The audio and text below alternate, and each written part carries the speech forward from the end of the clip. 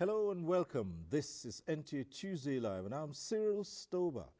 Lately, administration in tertiary institutions in Nigeria, especially universities, has become characterized by challenges or conflicts within. The issue normally manifests itself during the transition period of getting a new vice chancellor or rector, leading the stakeholders in tertiary institutions to resort to external interventions to have their way. Although the laid down procedure and guidelines are there, these issues keep on playing out across many tertiary institutions. And certainly there are other challenges in the administration of tertiary institutions which may call for further interpretation and action, as happened at Nnamdi Azikiwe University and the Federal University of Health Science, Otukpo, in Benue State. Tonight, NTA Tuesday Live will focus on administration of tertiary institutions and the rumbling within. But this will be after this background report by correspondent Olainka Uju. Is the backbone of any tertiary institution. It bears the responsibility of managing infrastructure, staffing, and academic affairs, all of which are crucial to delivering the best educational outcomes.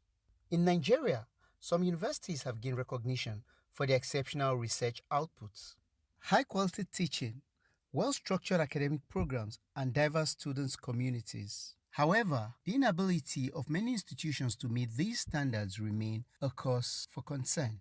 Despite those challenges, certain universities are making notable progresses. This demonstrates that strategic leadership, targeted investments, and diligent efforts can overcome even the most persistent obstacles.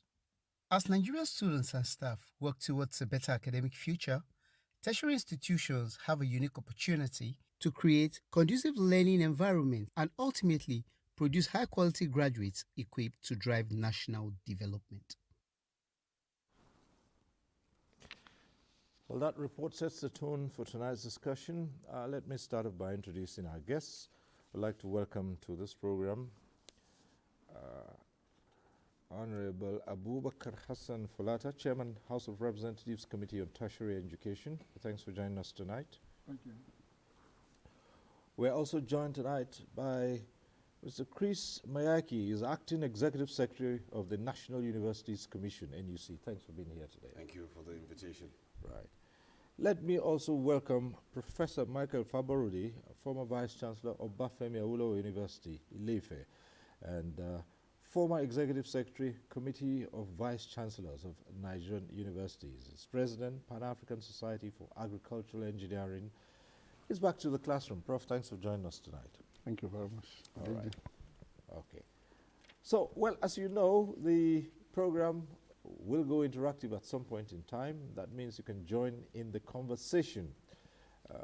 But when it's that time, we'll acquaint you or remind you of the process and the procedure. For now, let's begin to look at the issues. Tonight, we've elected to call it Administration of Tertiary Institutions and the Rumbling Within.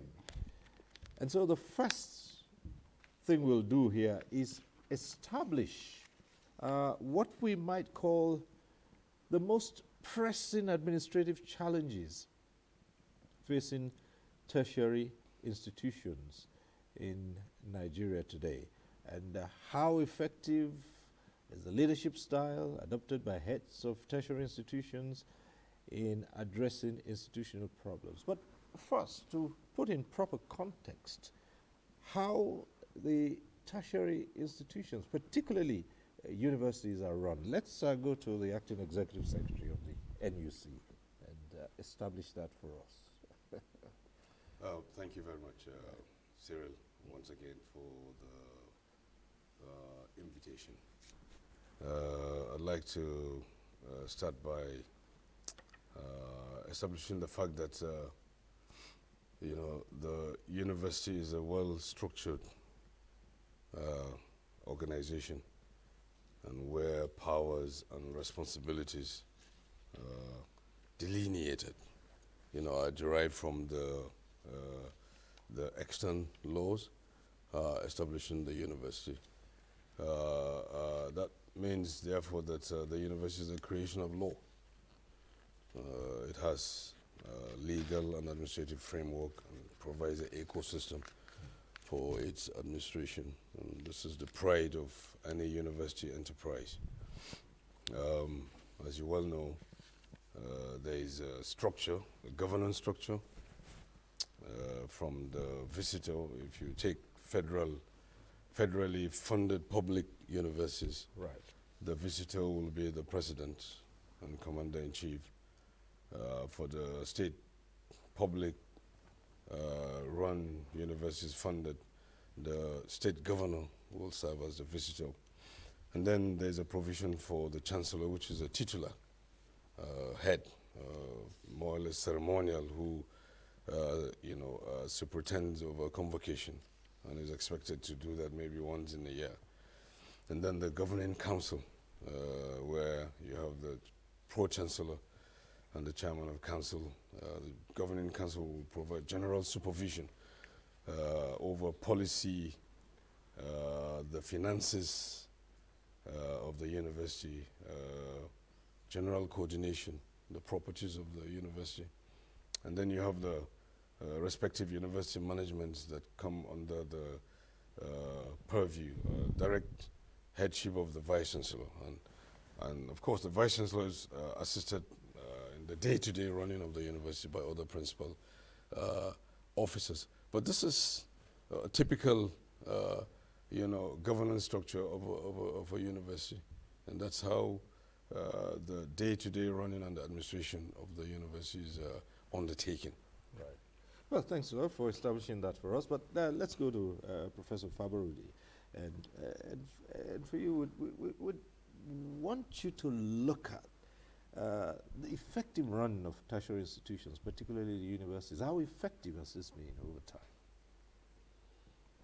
Yeah, thank you very much. As Mr. Mayaki has enumerated, I mean, university governance is well structured, and it should be, without much complications, except if people don't understand their roles. That's when we begin to have problems. I think first it starts with ensuring that the personalities that are appointed into the various offices are well qualified for their positions, meet all the requirements. And so the appointing authorities must pay attention. And it's not casual, because as we have pointed out, universities are very special to the countries where they are, because today, in today's world, universities are the drivers of development. It is what they do in the universities to produce the manpower to run the economy, to undertake research into various aspects of human life, to guide nations, to guide those who are in policy decision making at the authorities. And so, if we don't appreciate the necessity for universities, then we will be casual with some of these appointments, and it will have detrimental effects. So, appointment of vice chancellor, it's something that councils handle these days. There has been historical perspectives. It used to be that councils will decide and shortlist 3 candidates that will now go to the visitor. But after the demands of the academic staff in the system, it's now entirely council, part of the autonomy provisions, that councils should be fully responsible for appointing vice chancellors.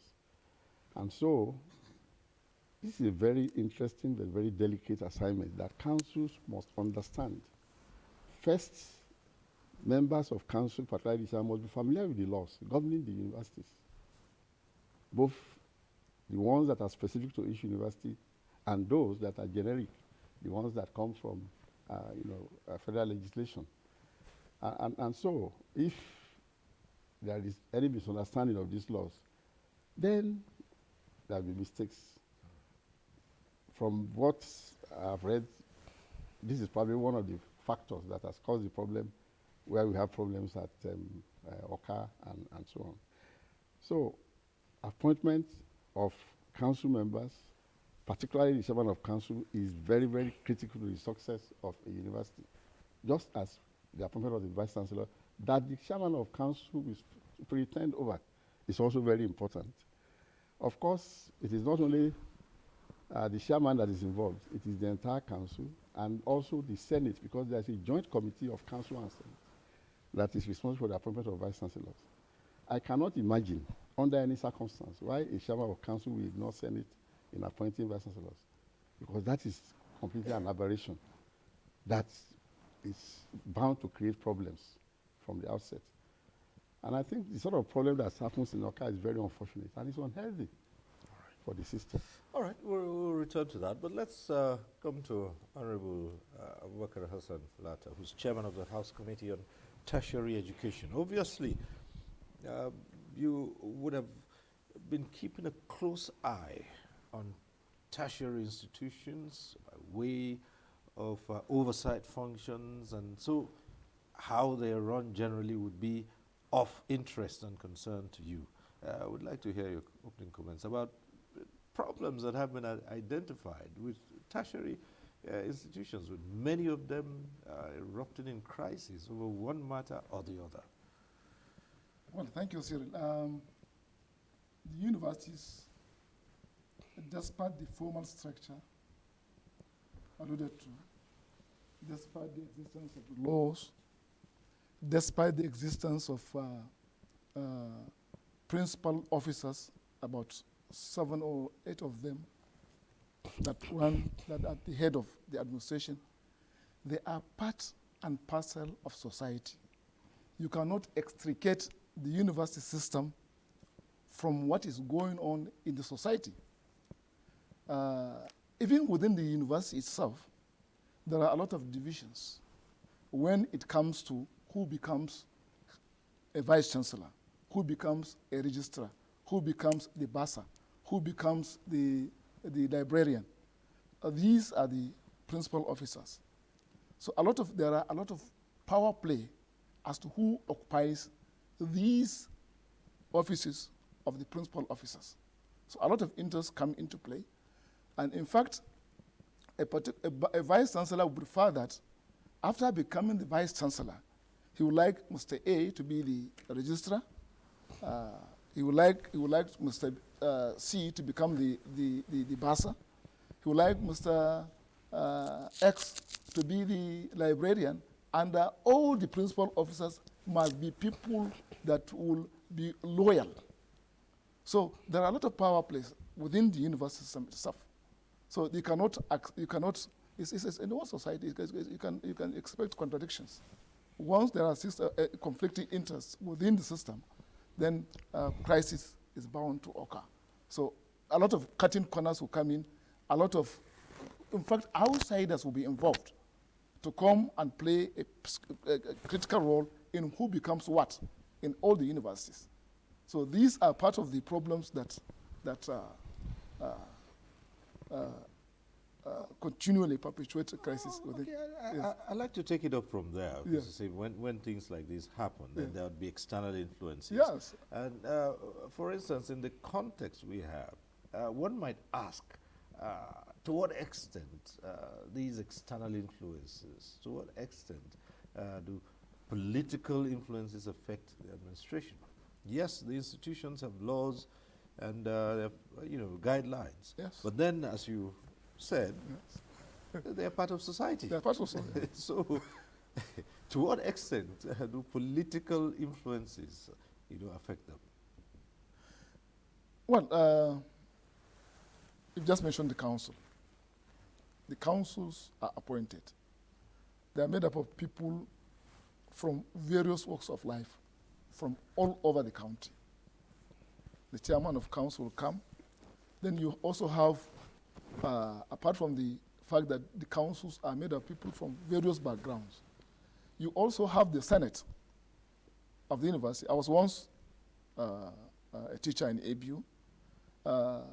There are a lot of politics that goes in, even before someone becomes a member of Senate. A member of Senate, Senate comprises of professors, heads of departments, but there are also elected members. I was I was a member of Senate of ABU representing the congregation. I started from assistant lecturer. I was then assistant lecturer, but I became a member of Senate by virtue of the fact that I was elected from congregation. So a lot of interest. So you go in there to protect a clique, a group who sponsor you. To go in there, protect the interests of the group. There are a lot of politics. Then the unions also. There are academic and non-academic staff unions also. You are going there, you go there, you protect their distance. So once you get elected, you go into those positions, you are bound to promote the interest of certain groups against the other groups. Then there are also other cleavages, and then the crumbs of power. The crumbs of power also. Because once you are a vice chancellor or a registrar, you dispense favor. You dispense favor. So certainly certain people will see you as discriminating against them. So conflicts will arise from the favors you dispense. So a lot of contradictions will be coming over and over again, depending on the person that you've been able to favor or refuse to favor. Well, it's obvious, if I go back to the acting executive secretary of the NUC, it's obvious that some of these conflicts and situations are bound to, affect academic activities in the institutions so mentioned.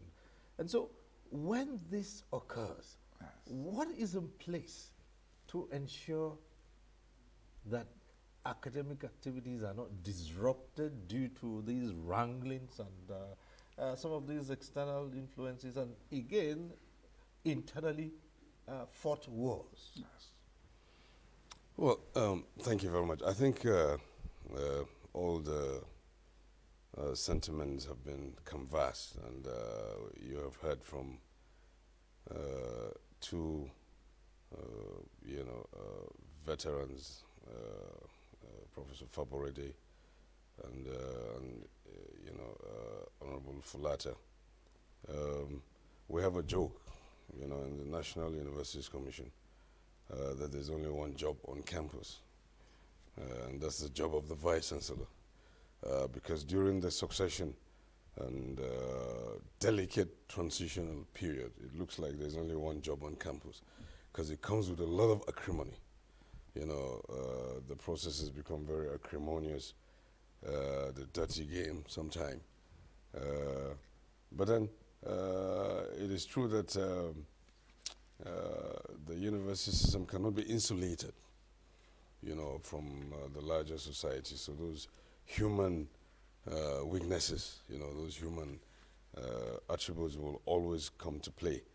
But like I said, because the university is a well-structured organization, it is incumbent, on the administration, and it's a mission of the university administration to galvanize all the arms of the university by also evoking the extant provisions when there is threat to peace and order and stability. And in this case, this can also, catapult right at the level of the visitor and the Federal Minister of Education, and as you can see, in the case of the two universities, in order to forestall, breakdown in law and order, which was looming, as it were, necessary steps had to be taken, and the visitor, through the good offices of the Minister of Education, spoke and made a statement. And this is not the first time, anyway. If you're conversant with the evolution of contemporary Nigerian university system, we're the case in ABU, in Zaria. I'm glad Honorable Fulata, was in ABU at that time, where a sole administrator was deployed at University of Nigeria, Nsukka. That also necessitated. And there's also what we call the visitation, paneling. The visitation, the notion of a visitation is that because the visitor who in this case could be the president or the governor, will not be chanced due to his commitment to state matters to always, regularly, supervise the university. He empanels a visitation, which they will come every 5 years. Ideally, they look into the leadership style, the issues of funding and funds utilization, the relationship among the various structures of governance, and the relationship between the university and the regulatory ecosystem like the National Universities Commission, the Joint Admissions and Matriculation Board, among others. But yes, there are procedures for ensuring that these problems do not, impinge on the ability of the university to run normal academic sessions. And we have seen it, if you take in Oka now, the visitor has spoken through the good offices of the Minister of Education. We had a case in Port Harcourt in recent times as well, among several others. And even as a result of the visitation report, as gazetted, some vice chancellors were removed. Some councils have also been relieved of their positions, among others. So yeah, the ultimate goal is to maintain stability at all times, because a university enterprise must demonstrate its ability to be, has to be consistent, it has to be stable, it has to be sustainable. It's not, like Professor Fabro argued, is the only subsector that holds a lot of promise for any society, and therefore whatever the stakeholders can do to maintain the peace, and create that ecosystem that is very conducive for the growth and greatness of that university. This is the mission of every university administration. All right, in addition to the discussion in the studio, we also have a number of reports. Let's see if we can take this one from Lagos. Tertiary institutions draw on the capacity of effectiveness in terms of research, human resource development, and solutions to existing societal challenges.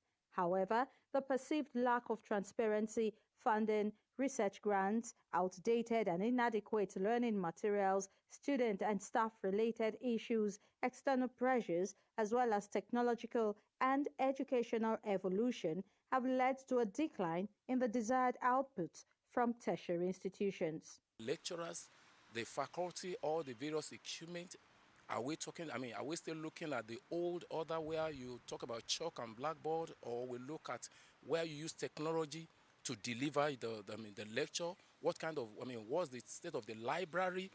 Then does the student have access to books? Do they have access to internet facilities? All these areas put together will tell what the academic delivery will be. Then we are also looking at what kind of training do we give to their lecturers? Do they have access to conferences, both local and international? Because when knowledge is not broadened, it will actually affect what you deliver in the class. Dr. Norua Abu says, with numerous impediments facing operations of tertiary institutions, some are engaging the private sector to put things in the right perspective. What we really need is funding. Government will set a committee, not just sending money to universities. If that money is being sent, there should be a committee that will monitor it, how that money is being spent. And it's affecting so many things here. Some students speak on their perception about the running of tertiary institutions and how it affects their academics. Not all schools has actually been able to divert digital learning, because they still most lecturers still adopt this traditional method of teaching. You come to a classroom, you're using marker to teach a class of about 500 students, and the classroom is not even conducive to accommodating. You have broken chairs, the tables, some of them are hanging around the window. So these are things that the management should take into consideration. Prolonged strikes, lack of transparent communication contribute to this skepticism. The efficiency and ambition of the Vice-Chancellor, respondents say, will in effect bring forth better outputs of results and students who will become employable graduates that can compete both in local and international markets. In Lagos, Adeola Komiakere. Right, let's get to see this other report from Kaduna. According to records, Nigeria has over 270 universities. Of the total, 149 were private, while states and federal universities added up to 63 and 62 respectively. As a citadel of learning, graduating thousands of students year in, year out, the quality of these graduates is expected to reflect the development of the society. Despite the huge investment by TED Fund in the sector, there are gaps to be filled, especially manpower and policy implementation. Ahmadu Bello University Zaria is a foremost tertiary institution in northern Nigeria. Kaduna State University, as well as Kaduna State Polytechnic, are tertiary institutions in the heart of Kaduna. Known as the Center of Learning, Professor Awal Abdul Salam is an academic planner. He speaks on the implementations of framework in tertiary institutions in tandem with contemporary practices across the globe. In the next 10 years, assuming we have a measurement of the quality of the graduate, definitely the quality is going down very fast. This is despite the interventions of TED Fund, institutions like TED Fund, and some of the universities or institutions are proactive. They get grant and funding from outside the country. So if at all we want to see our graduates maintain the quality of 1960s, equating our graduate, somebody graduating from University College Ibadan is the same quality, the same standard with somebody that graduated from University College London in 1960s. Yeah, but the quality is going down. Yes. Contribution to the society, contribution to industrial and technology. Then we can say we are far behind. Somehow, some people are of the opinion that our educational system, is a kind of rote system that emphasizes on theory and not on practical, not on innovation, not on creativity, and not on invention. For the successful implementation and management to forestall dwindling in the educational sector, they advise. Nigeria has been producing quality graduates for decades.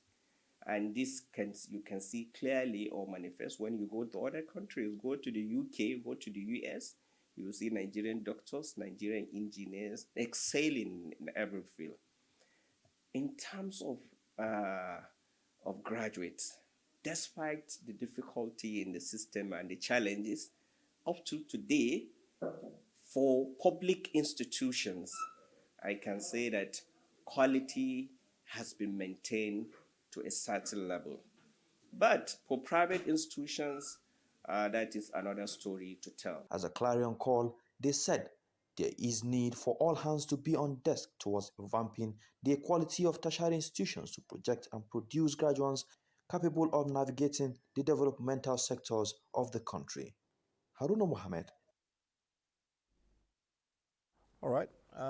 Those two reports have also highlighted so many issues in tertiary education on the list in the universities. Let's come to Professor Faborodi. Well, you superintended over a university in your time, and surely there would have been delicate situations where you had to, dig deep into your reservoir of knowledge of administration to run through. Do you see those things happening now? And how creative and resourceful are heads of tertiary institutions in managing situations like this?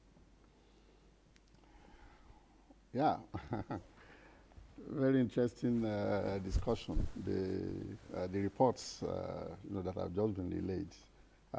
You see, what comes out very clearly is the desire of all of us, everybody in the country, to have a credible university system. A university system that will produce results to impact on society, affect the lives of the rural people, and so on and so forth. And as that report was trying to say is that we don't seem to have that the way we really want it. And that is why we need to be, just as the NUC and the Committee of Vice Chancellors are trying to do, to ensure that we restore some order in the system and prevent too many misunderstandings, too many problems. There will be distractions. These are distractions that will not allow universities to achieve their mission.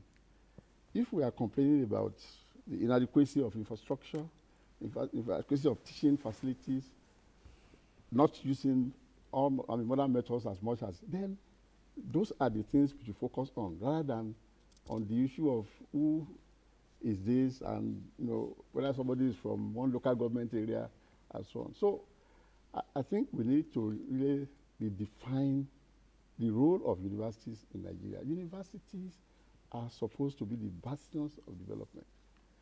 Countries that have made it today, it is because their universities have delivered in terms of the quality of their products, in terms of the quality of their research. So we have to make up our minds. A number of the external influences that affect the universities should not be. I agree with Honorable here that universities are within the society. They cannot, be in isolation. But universities must be able to elevate above board and be an exemplar to society in the way organizations are run, in the way we attenuate unnecessary destructive issues and focus on the main goal of producing the right graduates that will serve this country in terms of the development that we all desire. And so, vice chancellors most of the time are fixated on that. And we used to joke that, look, if you bring the vice chancellor, they call president of Harvard, it probably will not last more than 4 weeks before he will run back and say, look, there's no way you can cope with this system. In the first place, vice chancellors in those places are not concerned about municipal provisions, either road or water or electricity. That is not, their focus is on the quality of the products, the graduates, funding for research that they can get from within the country and outside, from diverse funding agencies. And so the system wants to train academics to be able to have research grants and do research that will impact on society. But when the vice chancellor has to be concerned with all these destructive things, then we begin to have problems. And so we need to, the society needs to decide whether we really need universities or we don't need them. Because some of the distractions are totally unnecessary and we can do without them. So this is the position. And that's why, this is why the academic staff union, a lot of the times, have to be up in arms to forcefully say, these are things that must be done.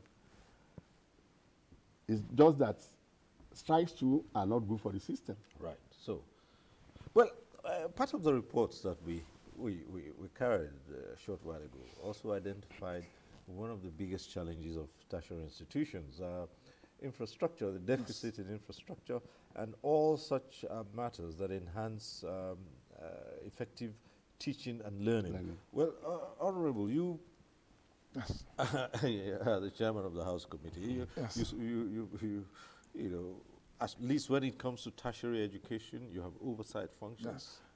Yes. Give us a general idea of what the infrastructure is like in tertiary institutions that you've visited. Well, it's really appalling. The UN recommended budgetary allocation for national budget percentage is 15 to 20%. The highest we've gotten is the 2024 appropriation in Nigeria, in the history of Nigeria, 1.1 trillion. I don't know what we've just received MTEF. I don't know what the budget 2025 will bring. But the fundamental issue is that of gross underfunding of education, which has also created myriads of problems, one of which is the infrastructure decay that we've seen. And secondly, and most fundamental one is the decay of the dramatist personnel, those people that would drive the educational system entirely, the teachers. They are not well remunerated. In 1986, as a graduate student, I started with 500 naira as my monthly pay. The exchange rate parity then was 80 kobo to the dollar. A professor now earns about 500,000, which means going back to my 500 naira in 1986, I was earning almost 1 million naira. When you convert the to dollar, a professor is earning 500,000 naira. Now, if you have a generator, a 250-liter capacity generator, that is just about 1 week of fueling. That's the salary of a professor. What can he profess? Someone that, while looking at him, he exudes an aura of misery, frustration, and despair. So we must fund education adequately and take care of the teachers if we are serious. Education is not cheap, and there is no cheap way towards achieving success in terms of promoting and uplifting our education standards. So the infrastructure decay is all over the university. I went around all the universities in Nigeria, all federal universities, all of a certain day. The story is the same. Infrastructure decay. And we don't have the funds with which to even update them. The data that is being done is through TED Fund. TED Fund is facing its own challenges now. Very soon, if this tax law passes, it will be phased out. It will be forced out entirely. So I don't know how, but we are challenged in terms of infrastructure. We are also challenged in terms of uplifting the spirit of the people, the teachers, the lecturers. Well, I understand that we're being joined now by Professor Tanku Ishaya, the Vice Chancellor of the University of Jos. And he joins us via Zoom. Yes, there you are, Prof. Thanks for joining us. Thank you for joining us on this program. Professor Tanku Ishaya is the Vice Chancellor of the University of Jos and alternate Chairman, Committee of Vice Chancellors of Nigerian Universities. Well, I want to believe that you've been following the discussion so far, but let's start off by getting your thoughts on the way the system of tertiary education, particularly in universities, and the challenges bedeviling the running of universities, administrative issues that have led to conflicts in many situations, that have affected the effective academic activities that should go on in these institutions. Let's hear your opening comments. Thank you very much. I've been following the discussions, and I think that the last speaker, Honorable Fulata, actually highlighted some of the main challenges that we are facing in administering Nigerian universities. And I think that one thing that we need to address as a country, as a nation, is first of all to understand that universities are the future of any nation, is the future for any nation, of any nation. Because what universities do is to create the future, creating the manpower, and also not only the manpower, but we have seen that what most universities are doing now is trying to innovate and add, to the economic development in various aspects of economic development of every nation. And therefore, it is fundamental that we pay more attention to university systems. One of the some of the issues, challenges that we are facing currently in Nigerian university system clearly is of inadequate funding. And Honorable Fulata has actually mentioned that. I think that we must get our priorities, or we must really realign our priorities in terms of budgeting, adequate budgeting for education.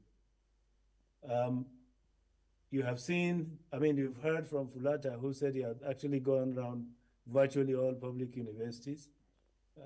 The main challenge, of course, is providing the necessary infrastructure and facilities that are required in order for us to deliver on the mandate of education and the mandate of university education.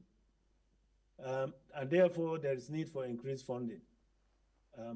There was a time, and even up to now, there are a lot of universities that are unable to even pay the electricity bills, because of the, since the introduction for a number of months, because of the inadequate funding. So I think it's very, very important.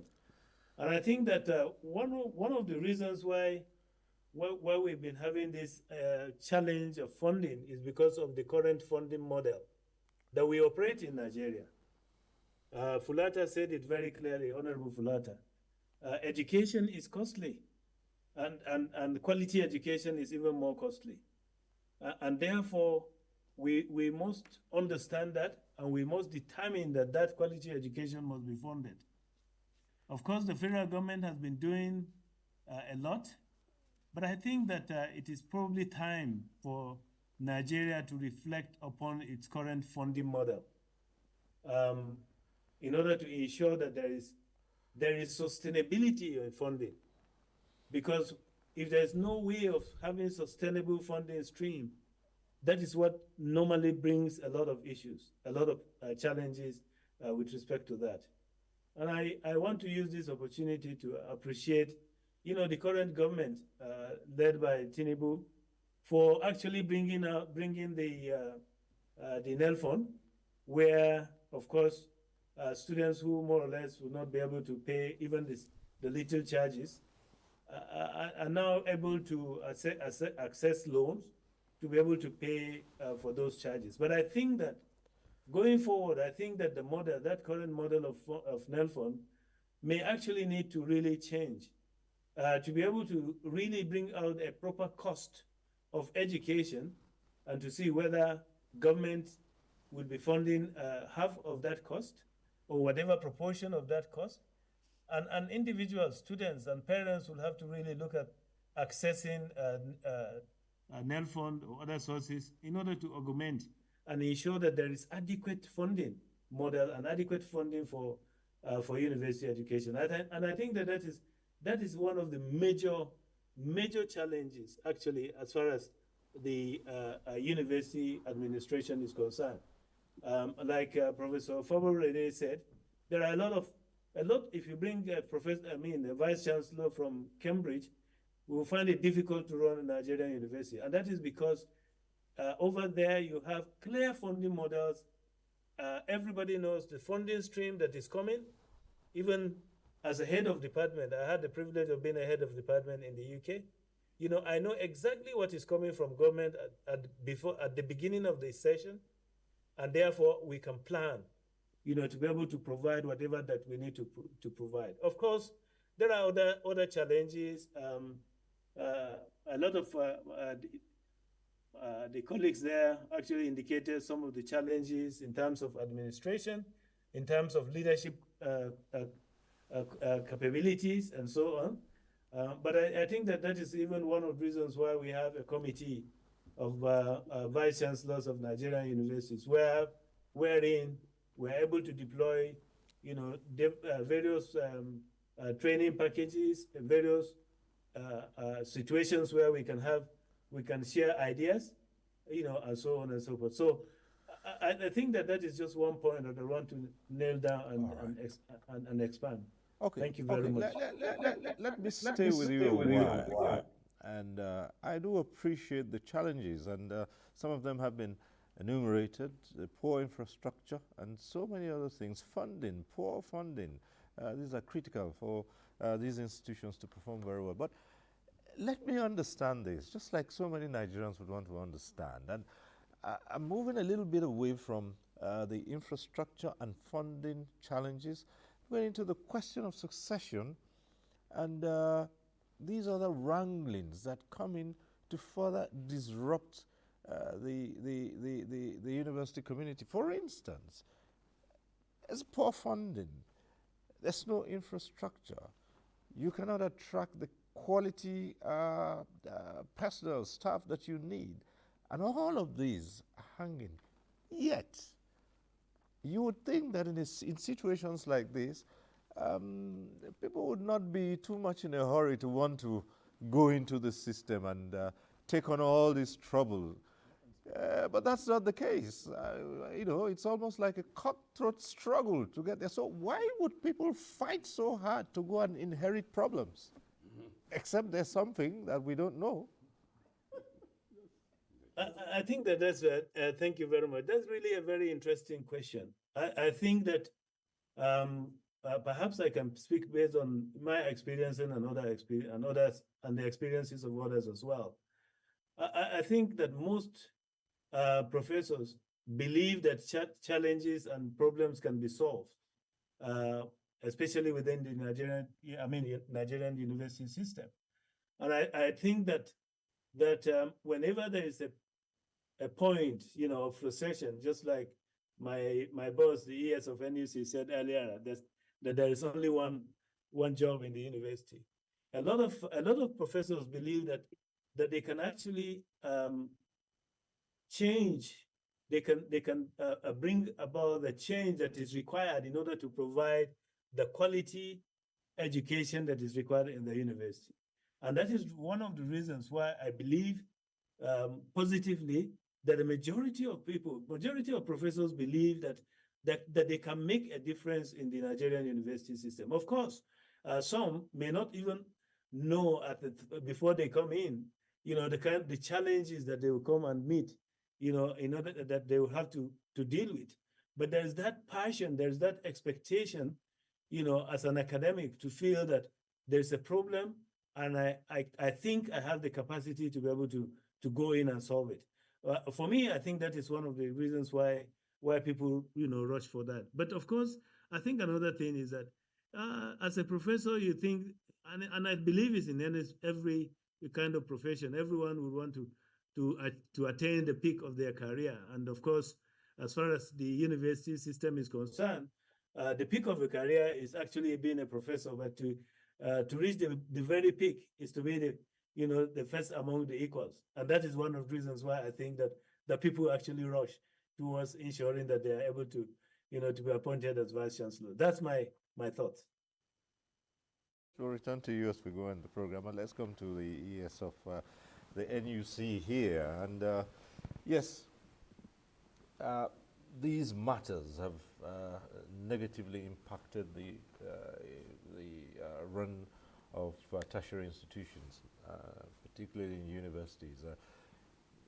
Examples have been cited of recent, which we've all also mentioned here, where the struggle for succession has been taken to such lengths as to attract the highest authorities, in this case a visitor to the institution, to intervene. But as you mentioned earlier, that's not the first time we've seen this happen. We've seen other institutions, other universities, where there had been a running battle between the governing councils and the administration itself in there. And these have also been taken to the society. Sometimes we've seen multiple, court cases, and all of these do not speak well to the running of institutions. Therefore, a regulatory body like the NUC, how do you regulate in an atmosphere of crisis? Well, thank you very much, Cyril. As I mentioned to you and to other panelists here, the mission of the university administration is to enthrone a system of efficiency and effectiveness at all times in order to keep the university, to maintain the functionality of the university. But as to the regulatory ecosystem, government is ever responsive through the provisions of the National Universities Commission. So we establish we lay down the minimum standards, for the universities, the curriculum starts with the curriculum, because that's where all the regulatory elements, the curriculum, the minimum standards is a stepping stone. We also, in recent years, have encouraged the setting of internal quality assurance culture. You don't have to wait for the National Universities Commission to come. Always like waiting for the policeman to always keep your toilets clean. We want universities to be in the vanguard, to spearhead quality assurance, to buy in. This is one way. And quality is that notion that all your operations must be seen to be at full strength all the time. We undertake program planning, where we come back on a periodical basis with a checklist of items, and then we do accreditation. And that's the peer review process where we confirm conformity, or otherwise to extend regulatory provisions. And now we also, in recent years, move beyond program accreditation. What that means is that you're not strictly looking at, for instance, the discipline of botany, or cybersecurity. We're looking at the entire gamut of learning, from governance, student welfare, the intra and inter community relationship, and the interface, the nexus between the universities and the publics, government departments, the National Assembly, for instance. And so therefore, yes, there are various dimensions to regulating universities. And I mentioned the issue of visitation panels. Every other 5 years, we also, during the course of the evolution of the NUC, we have undertaken forensic audit of certain universities. And one thing I want to assure is that NUC, or Nigeria, has one of the most robust regulatory ecosystems in Africa. In fact, we have had a few African countries come to understudy what we do, because there are definite consequences for persistent non-performance. If there are established, situations that will, impinge on the ability of the system to run normally, we will, evoke and call the shots. We have suspended licenses, for private universities. Even for some state government universities, state-owned universities, we have also suspended their operations, for instance. So yeah, so the system must respond, but even as a university entity, there are enough laws, believe me, enshrined in the enabling acts of the respective universities to nip things in the bud. And the NUC provides the general, supervisory role, but every university has its own, laws to make sure that there are checks and balances, from the board of trustees in the case of private universities, to the governing council, to the university senate, and you heard Honorable Fulata say that he was elected to be a member of congregation to represent a particular interest section, that will exert pressure, like a pressure group on on good governance and the fact that the university must be seen to be operating at full strength. So yeah, government is ever responsive, and as you can see, in some of the cases we have listed, government has had to rise to the occasion, so that in order to nip things in the bud. I'm interested in the matter of some of the functions of the NUC, the visitation, for instance. And it's, I wonder, in the middle of all of this, you have a situation where there's a continuing internal strife and the regulatory body comes in to carry out accreditation. Can that fly in that kind of atmosphere? No, I mean, definitely. Accreditation, visitation, these are instruments that have helped the system to stay on and to survive. I mean, we should not just look at this in terms of the crisis in one or two universities. Nigeria has 174 universities. You know, we are still counting today. So that's a complex system that requires, you know, dexterity in management. And I think to the extent that universities are still, you know, running and still being able to, you know, bring in students to admission, and we also have JAM coordinating, it's something that we should not lose sight of. And as the actually yes has said, the Nigerian system is still credible and is still a model for a number of other countries. And what I want to counsel is that we should believe more in ourselves. The people, the government must have faith in its universities, because the universities holds the sway for the future of the country. I think Professor Ishawa was saying that online.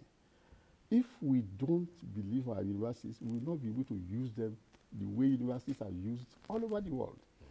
Countries that have made it depend on their universities for innovations. And if I may point something out that we don't seem to be getting properly in this country, is that we tend to feel that universities are not performing their functions. How did Nollywood emerge in Nigeria? How did Nigerian music and everything? The fintechs, these are, a lot of them are products of the universities. In fact, some of the startups were formed when they were still together in the universities. So sometimes we don't appreciate what is happening in our system. And so we must have a new way of looking at what measures success. I believe that when it comes to the tech ecosystem today, Nigeria is doing very well. Lagos is the technology capital of Africa. And I mean, Cape Town, Johannesburg, they are coming after it. Even Nairobi, we are beating to first place. So, and all these are products of our academic system. And as, I don't know who said this earlier, look at our experts in other parts of the world, medical doctors, engineers, in the UK, in the US, and so on and so forth. So, if we believe more in ourselves, then we'll be able to foster and create a system that will make our universities to perform better.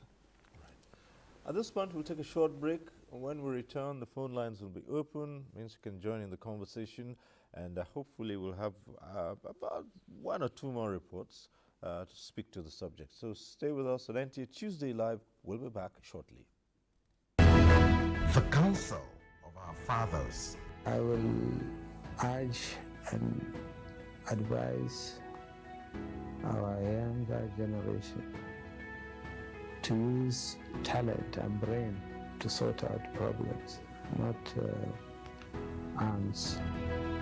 Nigerian youths, let's build our nation. My advice to these young people is please do not take us back to those harrowing days. You probably do not know what it is. I believe we have fought one civil war too many in this country. So those who experience it will run away from it. Nigerian youths, let's build our nation together.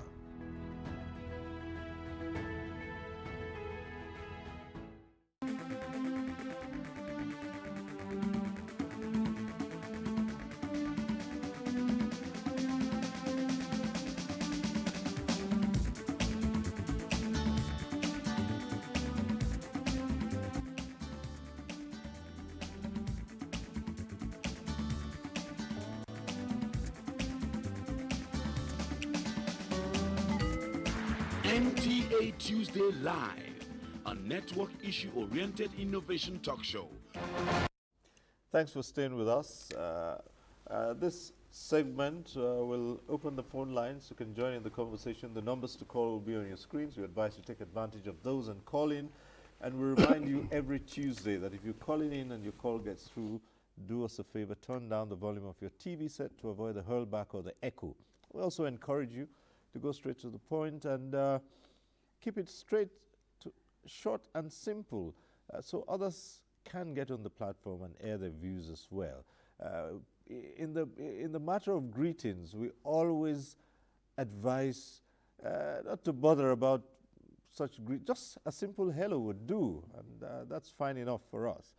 So we'll start off this segment with another report from Enugu. Education is essential to every country because it is the passport to the future. Effective management of top administrative offices in tertiary institutions is crucial for the success and growth of the institutions. It's like a kind of an incubator where you produce young persons that will transform the nation. You know, you are incubating potentials. If we see it that way, then you begin to have a situation where vice chancellors can take their jobs seriously. They can check their job understanding that education is the bedrock for national development, and you cannot transform the economy when you do not, invest into human capital development. In Nigeria, we politicize everything. Everything is politicized. So the person who becomes the top head in the university is related to one leader in the state or the other or in the country. So, where has qualifications, merit, where has merit gone to? So these are the things that cause some of these fightings and lack of professionalism in the tertiary institutions. For Nigerian tertiary institutions to align and compete globally, the antecedent of those who man top administrative offices must be top-notch. Among the criteria for managing top administrative offices are a strong academic background, relevant professional experience, and a proven track record of leadership and management skills. The administrator must also have the ability to develop and implement strategic plans, strong financial management skills, as well as excellent communication and interpersonal skills. Sometimes when you hear some things being said about some professors, so one of the things we must insist is that people who are competent in character, in learning, passionate, and visionary.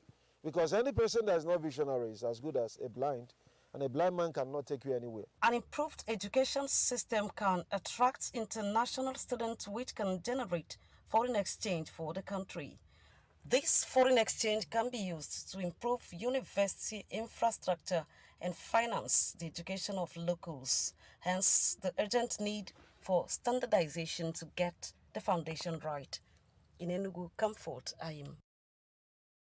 A report from Enugu. Well, just an aspect of it which would like to relate to some of the situations we talked about earlier on. That's when someone, a respondent there, said, we politicize almost everything in Nigeria. And again, let me come back to Honorable Fulata and say, well, this politicization, as they call it, could this in any way be responsible for some of the wranglings you find in tertiary institutions when it comes to appointment of councils, the ones that are appointed, and in the case of universities, in the appointment of vice chancellors, all the aspects of an appointment come into play here, not just the question of qualification. There are other issues which have been bandied around in the public that sometimes they even, supersede the question of qualification, academic qualifications. Of course, yes. Cyril, politics plays a very crucial role here. Mind you, it's not just struggle to become a vice chancellor. It's a struggle to pretend over the affairs of a large number of human resource, the academia. it is also a struggle to control also a large quantum of resources. Some of these universities generate more than 4 times what they get as allocation from the government. Some, if you go to the capital, the entire capital allocation is not more than 2-3 billion. But they generate 10-15 billion, some universities. It's also a struggle to control over that resource. A vice chancellor controlling, apart from what is officially allocated to him, in monies that are internally generated are also source of, because you can dispense favor. You can decide to give someone a scholarship. You can say to give someone a large quantum of large amount of research grant. You can a lot of resources. You are controlling a lot of resources. So it's also a struggle to control. Maybe you are not a politician. That's why listen. We don't joke with power. So it's a struggle for power, for control of human and financial resources. So politics must come in from all angles. I'm not saying that universities are this thing, but universities, as I earlier said, are not island. They are not island on themselves. They are part of the general society. So whatever influences that characterize power relations in wider society got also reflected in the universities. If you control this, you have control over admissions. You have control over employments. Even admission of students. Employment, how many people we would be able to employ? A lot of people. You will be able to give jobs. So a lot of things you are in a position. In fact, some of these universities are mini states. All right. They have more powers than even the state governor. Control of it, yes. Some of them. They are as large as University of Ibadan, ABU, Nsukka, Ife. These are very large universities. All very large. In fact, they not only that, what is generated, they also get funding in foreign currency from outside the country, in dollars, in euro, and others. So it's a control of, it's a struggle for control of power and the resources. Well, let me go back to Professor Tanko Shire in Jos. Explain to us the process. Okay, let's get this call in, and then we'll go to Professor. We have Chidimma who's calling in from Lagos. Hello, Chidimma, go ahead.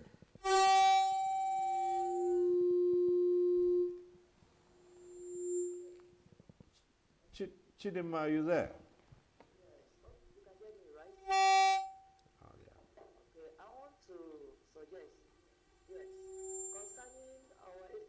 System.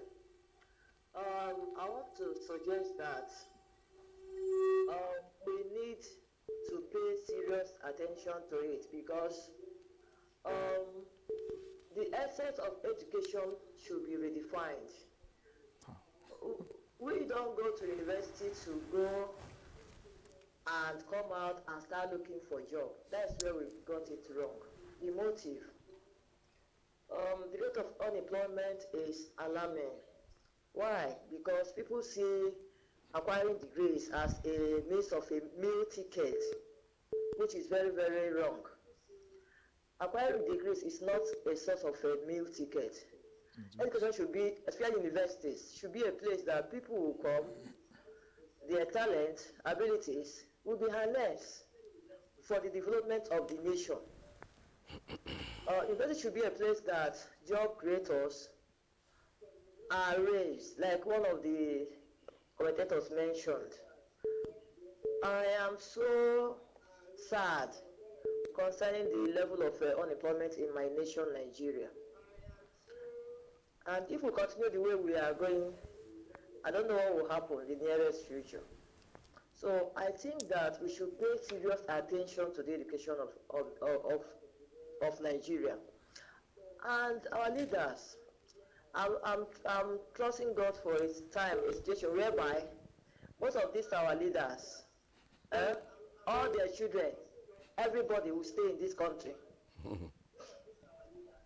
and have their own education. Because if everybody is here, I don't see any reason where our education system will be abandoned.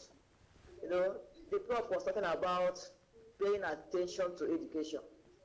If the minister, the governor, everybody is here attending university here, I don't think our university will be in the situation it is now. So I pray that our leaders, they know the right thing to be done. They know the right thing to be done. So they should just do the right thing. They should do the right thing and save our education system. Thank you so much, sir. Right, thank you. Thank you. Thank you. Well, let's go to Professor Tankwe Shire in Jos. And the transition one administrator to the other and some tertiary institutions have always thrown up challenges. Some of them, of course, beyond just their academic qualifications, also involve other considerations which many Nigerians have spoken out against and said, look, those other issues should not really matter. But we see them occurring again. What do you think can be put in place to ensure that there's a smooth, transition when it comes to succession in tertiary institutions? It could be a rector who's leaving office after his tenured appointment, another taking up, or a vice chancellor in this case, rounding up their tenure, and another one coming through. What would you say is a better way to do these things as to ensure smooth transition? Oh dear. Maybe we'll ask you to hold on a while again. Let's take in this call from Benjamin, calling in from Gombe. Benjamin, go ahead if you're there. No. Good evening. Yes, go ahead. Good morning, sorry, sir.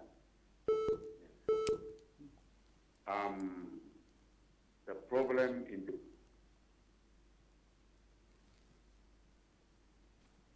Oh, well. Okay, I think we lost that line. Prof, just go ahead, please.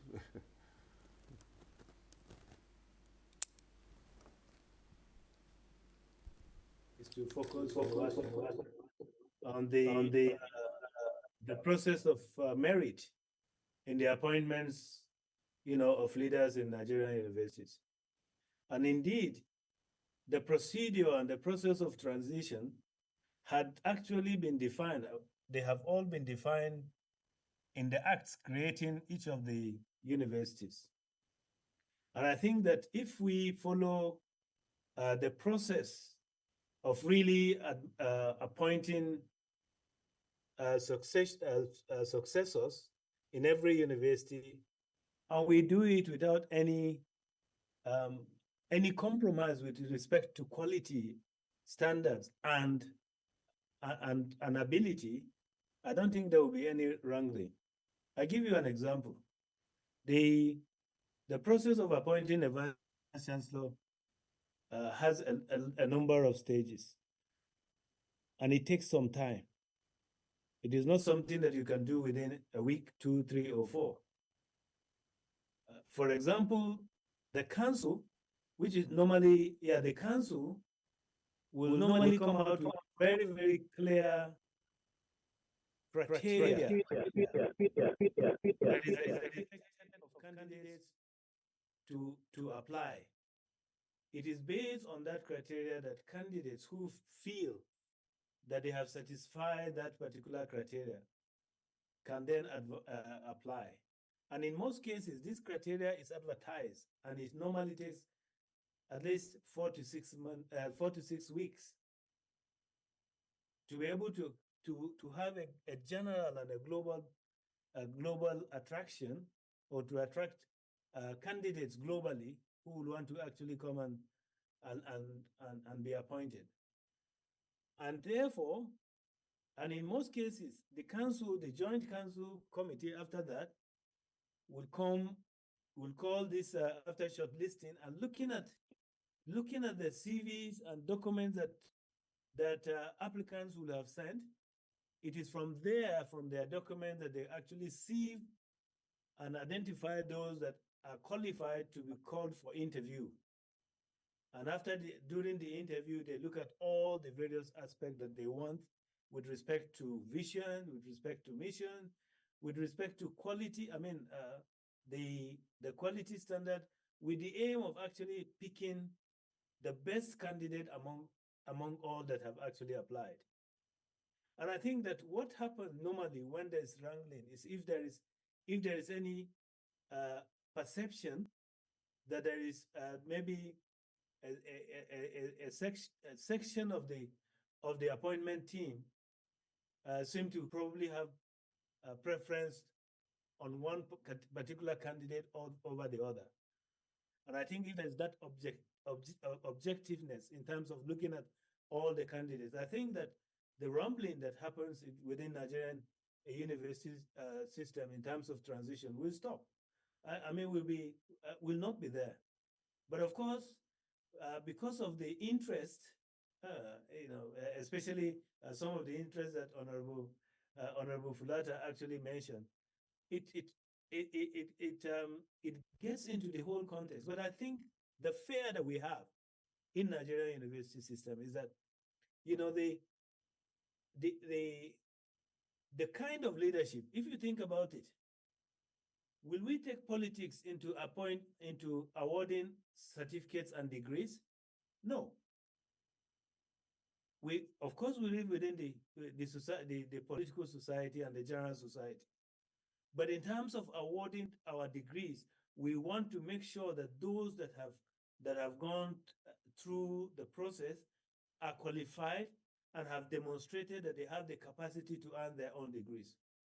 And of course, with respect to character. So that's one thing that we need to really bear in mind. And therefore, the process that exists within the university should also mirror the process of selecting leaders within that particular system. Otherwise, if we bring a lot of politics into the process of appointing leaders in the universities, particularly, vice chancellors and principal officers, it will dovetail in probably having the kind of corruption that is over there down the stream, to the extent that perhaps if care is not taken, that people will decide to be political in terms of awarding degrees to students who are deserving, and so that's I think that is one thing that we need to really focus on. And I think that another thing that I just want to say is that, for me, I think that the best leadership that the university leadership actually has an example that we need to emulate. Right from the head of department, you find that staff within the department will want to be heads of department. They apply. One of them can be appointed, and after a particular tenure, he goes back and someone else takes over. And even in the university, even as a vice chancellor, at the end of the tenure of the vice chancellor, you go back to the classroom. And I think that is actually very, very instructive in terms of looking at the kind of a robust leadership structure that we have in Nigeria in universities generally. Okay. Let's get back to the phones now. We have Kim calling in from Jos. Hello, Kim. Good evening, sir. Yes, go ahead. Good evening, Jess. I want to thank you this evening for tackling this all-important subject. I am Honorable Stephen Key. Stevie, speaking from Jos, Plateau State. I just want to go straight to the point. You see, the way we used to blame politicians for nearly everything in this country is becoming unbecoming. We cannot continue to blame politicians, politics. We should blame the system entirely. There is a specification on how things must be done. There are laid down rules and regulations of how things can be done. Get either a vice chancellor appointed. The criteria are clearly spread out. So whereby the process is being shortchanged, you blame that person particularly. The people that are applying for this position, do they really have those positions? We cannot say that all people are qualified, because we have cases of people going to schools that are substandard. They claim they have gone outside. We have seen the case whereby one of these politicians was having a certificate that was not even genuine. So the problem is not the politician. It is shortchanging the real process that has been established, the guideline that has been established. If we can adhere strictly to the guidelines that are establishing these institutions, the leadership of how it must come for the best, I don't think we'll be having all these problems. So let us blame each and every process. We blame the academia, we blame the politicians, we blame even some of the people that are shortchanging this process, using of financial resources to shortchange it. So we should always try to stand by our position. Let us stand by the position. Let the politician act when he is supposed to appoint. Let those that are responsible for scrutinizing and following the process follow due process. If we do that, we'll all right. Sometimes, even when they take their best, if you don't perform, there are people that even if they are appointed, they will not go and perform. They will be doing another different thing, and you are blaming the politicians. Everything, every problem in this country is not the politicians alone. We should blame ourselves in totality. We should blame the whole system. Thank you very much. God bless you and have a wonderful time. Right, thank you very much. Well, back here in the studio. Again, we come to Professor Fabarodi. Succession challenges, funding, infrastructure, but again, you also have the matter of good industrial relations, the absence of which brews crises in many of these institutions. And, you know, everyone knows about the long history of strikes. Perhaps when we take this call, we'll come back to you, Prof. Umar Anache, calling in from Birnin Kebi. Yes, thank you, Ciro. My name is Umar Anache, calling from Birnin Kebi, your usual caller. I want to use this opportunity to thank and commend the former Minister of Education, Tahir Mamman, for his courage to remove tertiary institution from central payment called IPPIS, and his own abolition of the fake degree, like Cotonou degree, to maintain standard. This is recommended for his job well done. Then in terms of infrastructure, I would like to recommend the TED Fund. I would like to recommend TED Fund. And in terms of administration, I see the governing board as an administrative exigency, or rather political exigency that will serve as burden to tertiary institutions rather than solving a problem. There is nothing that the governing board can do that management cannot do. The management and in terms of in the university, the Senate can do. There is nothing those people can do that the administrative sector of the university cannot do. So, me, I consider it as an administrative exigency to appoint a governing board.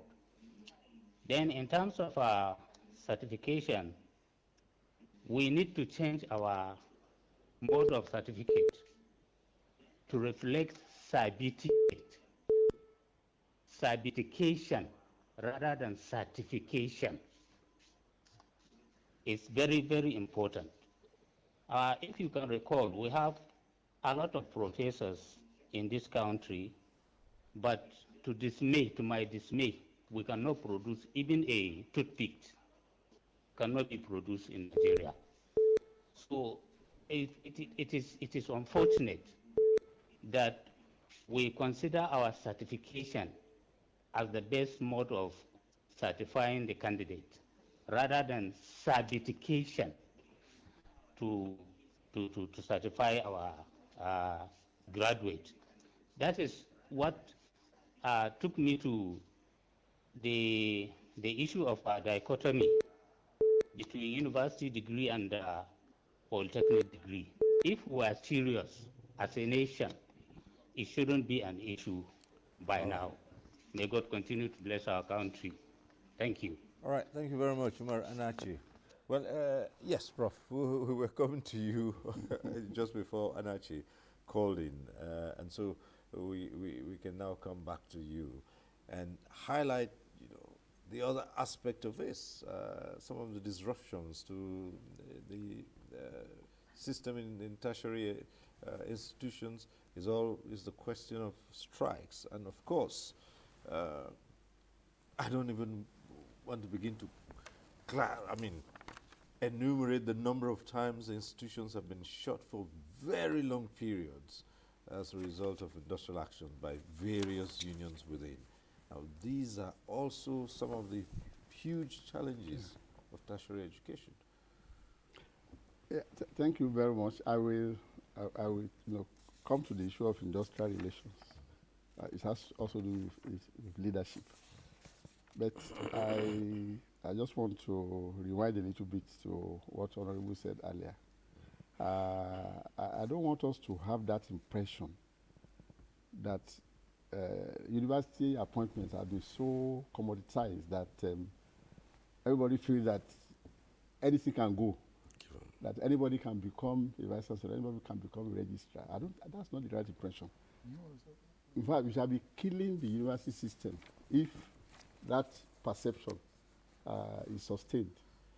Within the academia, I think people believe that merit should still be the best approach to leadership to ensure that we get the right quality of people who will drive the system. Now, it is the few bad eggs who may not be qualified that want to bring in all sorts of strings to make it to over-politicize, as one of the callers complained. So, and it will not be good for the university system if we allow over-politicization. The system has its checks and balances, and the appointment process is well specified. The council meets and sets up criteria, which conforms to the global criteria. So it's obvious when crisis emanates from this that procedure has not been followed. That has been breached. All right. And we should try as much as possible. If we want to create very good universities, we must enthrone good governance in the appointment of the leaders of the university. Right. Appointment of council members, chairman of council, and also vice chancellors. Now, all these aspects of leadership also impinge on relationship with the entire community. Stakeholder management is one of the very important sensitive functions in the university system. It's not just only the unions, it's the entire workforce, the parents, anybody that is within the university community.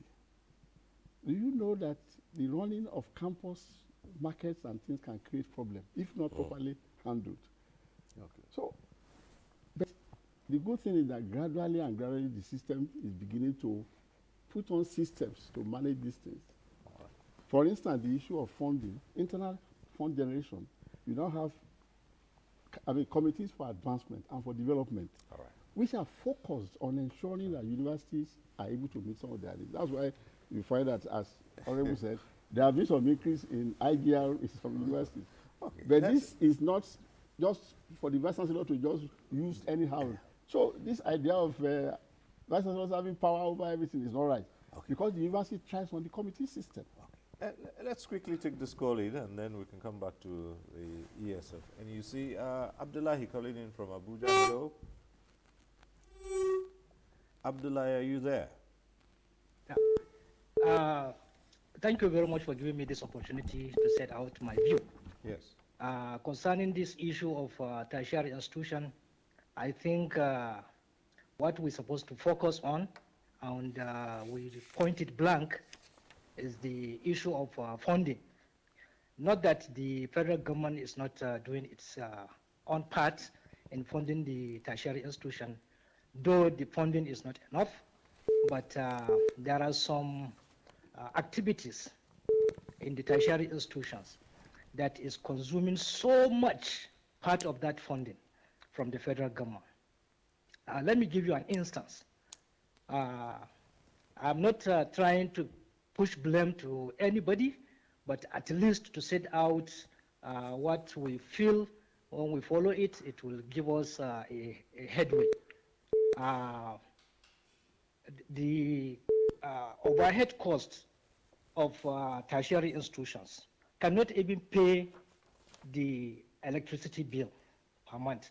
I know of a tertiary institution that have less than 8 million naira as overhead costs, but have electricity bill of about 19 million naira monthly. Where do they source the other, the balance of the money to pay? And on top of that, whenever government official went to any tertiary institution for any visit, some certain amount of money must be set aside to see them off. This is a very huge amount of money. In a year, you find supervisory agencies like Office of the Accountant General, Senate Committee on Education, so many agencies used to visit these tertiary institutions. And so much money is being spent whenever they visit that institution. And that is another problem. Then that's on the issue of funding. And on the general term, I want to state that if we want our tertiary institutions to grow bigger, we need to review the curriculum. All right. The curriculum is very important because the curriculum we are presently using is an old curriculum, which all over the world, they are no longer using it. I think that is my contribution so far. All right. Thank you very much for giving me this opportunity. Thank you very much, Abdullahi. And it's the matter of curriculum. That's where I'll come to the ES, because we do understand you have to go now. But we'll just let you speak on that quickly before you take leave of us on this program. On the issue of curriculum, I want to thank the last speaker for raising the question, but I think also the last speaker appears to be not adequately informed. Right. Because as I mentioned, one of the core mandates of the National University Commission is determination and laying down of minimum standards. And if the past is in the eyes of the present, we put together the first minimum academic standards in 1989 under the then Professor Idris Abdul Qadir. And this is a body of knowledge. Curriculum is the entire body of knowledge from the beginning till the end, with all the models, the delivery, the epistemology, the resources, all those concomitants that make for effective learning outcome. But then the minimum standards served their purpose at that time. But because curriculum is evolutionary, curriculum has to be dynamic, curriculum must respond to the needs of society and the workplace skill set. Together with stakeholders, we re-engineered our curriculum, and we consummated the benchmark minimum academic standards in 2007. But then during that intervening period again, due to a combination of factors, new developments, new realities in the workplace, in consultation with stakeholders, universities, academies, professional bodies, the National Universities Commission, under the auspices of the Strategy Advisory Committee, began a process of curriculum re-engineering, which culminated in the core curriculum minimum academic standards, which we launched in 2023. I think all the actors sitting in this discussion are privy, have been privy to all the processes leading to the core curriculum. And under this core curriculum minimum academic standards, we have infused, those attributes that make the Nigerian graduate a truly, 21st century graduate. So the issue of digital literacy, the issue of critical thinking, And then aspects of entrepreneurship and skills, the ability to make profit, the ability to grow business, the changing the entire orientation of the Nigerian graduate. But one major highlight of the core curriculum minimum academic standards in more than 40 years, university senates, university authorities are now at liberty to populate their own 30% of the curriculum, in such a manner that it will reflect their peculiarities. Every university is a distinct character, has its own past, present, and future priorities. And so universities are now, apart from the basic minimum of 70% that is sent from the NUC, universities now are at liberty. They have the latitude now to populate 30% of their curriculum. And I think this is very consistent with the global best practice. So the rationale will escape me, or escapes me as to why, having gone through all this and launched and publicized the new curriculum, somebody will still say that the curriculum is, I think it's painting a gloomy picture where there is none. Okay. Well, all right. On that note, we'd like to thank you, Chris Mayaki, Acting Executive Secretary of the National Universities Commission. Thank you for coming out and availing us of your thoughts in the matter we're discussing. So we'd like to thank you for that. Thanks so much. Right, back to the phones. We go to Momo, who's calling in from Edo State. Hello, Momo, go ahead.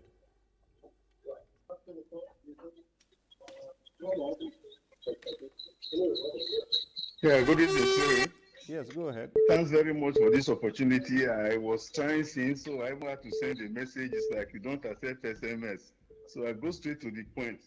Okay. You see, NUC as a regulator, they always have a representative in duly constituted councils of universities. Oh dear. So in a situation whereby the visitors to universities, in the case of public universities, just disband a council and the NUC and other statutory members are no longer represented, they now have the opportunity of perpetrating abuses in such systems. I really believe that the NUC as a regulator, their laws should be strengthened so that no university should operate without a duly constituted council for, say, like a maximum period of 6 months.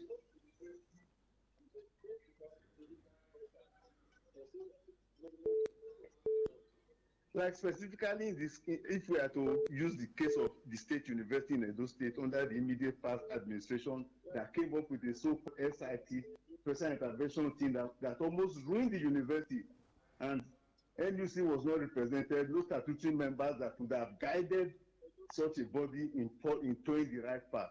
That's my contribution, please. Right. Thank you very much, Momo. Well, let's go over to Jos and link up once more with the Vice Chancellor of the University of Jos. Prof, well, again, you've had the discussions here from this end, particularly the comments made by Professor Fabarudi, and who had promised that we were going to ask your perspective on that.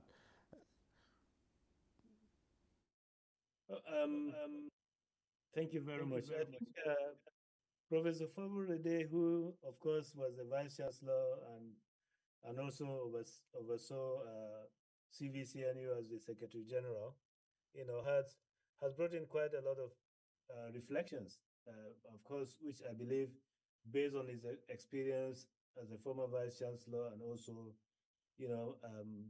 bringing together Vice Chancellors and looking at their relation, looking at how the Vice Chancellors relate. So I think that I agree with most of the point that he put forward.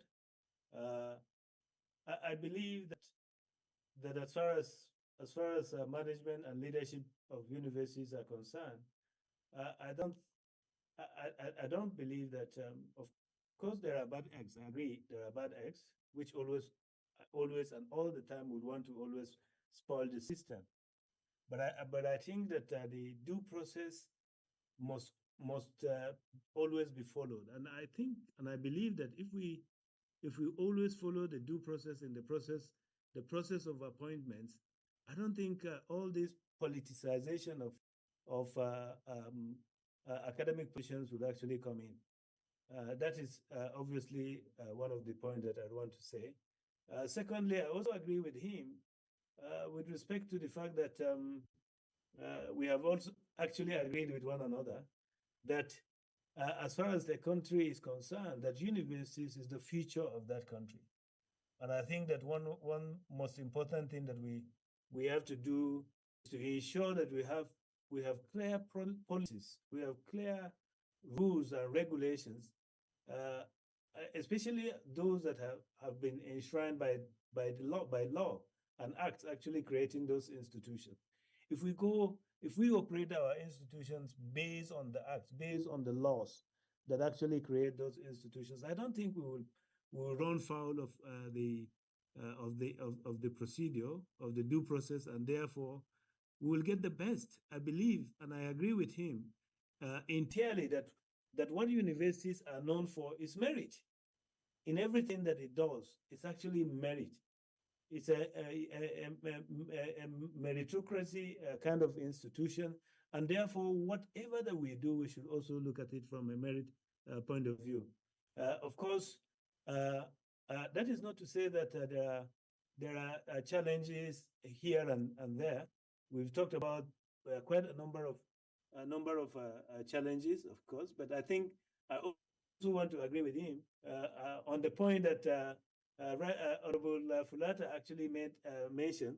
The funds that accrued into Nigeria, into universities, are not just there for the vice chancellor to decide on what and decide whatever you want to do with the funds. No, there are process and guidance actually guiding the disbursement of whatever funds. And I think Honorable Fulata, I think it's also important to know that the only reason why students generate those, why universities charge some of those charges is in order to complement what government is disbursing to universities. Otherwise, in situations where there are complete and adequate funding that is required from government, I don't think any university would be interested in charging charges that is more or less considered as IGR. For us, we argue a lot that IGR is not internally generated revenue. There are charges to complement, services. For example, we ask the students to pay 2,000 or 1,000, for instance, for the production of the ID card. That is probably because what we receive is not enough to be able to do that. We ask students to make contributions to complement the payment of electricity bill. We ask students to contribute for the payment and rehabilitation of their hostels. We ask students to make contributions, and those are contributions that we're making. And I think that is why I was making a very clear point that it is time for us, just like most other universities in other parts of the world has done, to come up with a cost. What does it actually cost to train a medical doctor? Okay, Prof. Thanks a lot. Yeah, thank you. Let's just quickly take this caller who's been on for a while. Emmanuel, calling in from Abuja, has been waiting for some time. Yeah, Dr. Anuli Emmanuel, calling from Abuja, yeah. Right. Yeah, so Siri, I just wanted to ask this question, yeah? I don't know if Prof from NUC is still online, but I've been wondering, why is it that the issue of merit has always been dropped when it comes to the selection of heads of universities and most tertiary institutions? You see a situation where a panel is set for interview, the interview is done, and then usually there is a recommendation of first, second, third. Maybe 3 persons have been shortlisted. And then the visitor to the university is left with the prerogative of picking any of the 3. Now, what do you look at merit in that case. Okay. All right. I just want to have that kind of understanding. Okay. Well. Thank you. Thank you, Emmanuel. Quickly, let me just say the acting executive secretary of the NUC has stepped off at this point in time because he has a very pressing engagement. But then the question you just raised will be addressed adequately by Professor Faborode. He had commented on that in his opening statement. So I'll just let him go through it again and explain what the situation currently is to you, Prof. Yeah, thank you for that question. Actually, what you are saying is the old system where the appointment of shortlisted 3 candidates goes to the visitor. The current system is handled entirely by the governing council. Now, how did we transit from that old system to this system? The tenure of vice chancellors used to be possibility of 2 terms. And initially it was 4 years and 3 years, making 7. Then it became 4 years, making 8. But what we are saying now as the struggle to become vice chancellors was more fierce at that time because the incumbent after 1 term wants to serve 2nd term. And it was a big fight. And so that's why we now have a single tenure of 5 years for a vice chancellor. No more after that. And that is handled entirely by the governing council. And I will disagree with you that it's all problems. No. We have at least about 68 federal universities. The crises that we are talking about are in just 1 or 2 or 3. Others get it right, and they don't have rancor, they don't have any problems. So it is where you don't stick to the rule that you begin to have problems. If the criteria says, okay, a professor must be at least 10 years, and you now want to make it 2 years or 3 years, then you are running foul of the law, and you are creating problems. Because those who specified the earlier condition of 10 years know that such a condition is necessary because you need to have gone through the system from being a junior lecturer, senior lecturer, associate professor, and then serving in several committees. That allows you to understand the system before you now aspire to become vice chancellor. So if somebody who has just spent about 2 years as professor is aspiring to be professor, then, I mean, a vice chancellor, then it's something that should not even happen. All right. Thank you, Prof. At least, Manuel. Well, let's go back to Jos, and we just go straight to ask for your closing comments. Professor Tanko Ishaya, as we round off, let's hear your closing views. Right, okay. If I'm to round up, my closing comment is to make an appeal to particularly our member House of Rep there, Honorable Fulata. You know, in one of his statements, he indicated that the review of the TEDFON Act is currently ongoing. And I can assure you that when you go to most institutions at the moment, you will think that it's actually universities of TEDFON, because most of the infrastructure that you can see are TEDFON supported structures, TEDFON supported infrastructure. So it is going to be as we've been hearing, that there is a sunset clause that will make sure that TEDFON, seem to exist, cease to exist after some time. I can assure you, unless of course there are other clear mechanisms of helping universities to operate, we're actually heading to another crisis. So I'm appealing to you on behalf of the vice chancellors and also the Nigerian university system that they should stand, against that review that will actually make TEDFON to cease to exist. That will be my comment. And I also want to agree with Professor Faborode that we have a good system in Nigeria. We have a good university, tertiary education system. I think that what we need to do is to continue to trust it, is to continue to harness it, and to continue to improve upon what we are, what we do. And when we do that, of course, we'll continue to make sure that that we are proud of what we are going to create as far as the future of this country is concerned. Thank you. Professor Tanko Ishaya, Vice Chancellor, University of Jos, and alternate Chairman, Committee of Vice Chancellors of Nigerian Universities. Thank you. All right. Well, just about run out of time. Just a couple of minutes to go, and since his closing comments were directed to Honorable Hassan Fulata, who would give you thank you very much. I just want to clarify two issues. The professor has alluded to the fact that maybe I argued for lowering the standard. I've never argued. I am for upholding the standards. I've never. I've been an academician. I cherish the academia. I cherish the intellectual vocation. I've never advocated for lowering the standard. All I said was that there are conflicting interests. So whenever there's this position of Vice Chancellor open, a lot of interest groups come in. Most of the interest groups may also be qualified. All the three candidates that may be recommended by the Senate to the Council may be qualified. So only that there are different groups are rooting for the different candidates. Yeah.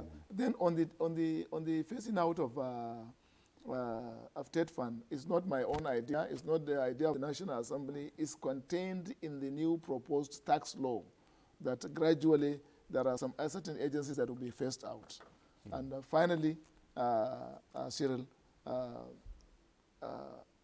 I want to urge the government to please fund education. Fund it adequately such that we produce graduates for the system, graduates not for civil service, graduates that can also be self-employed. This is my submission.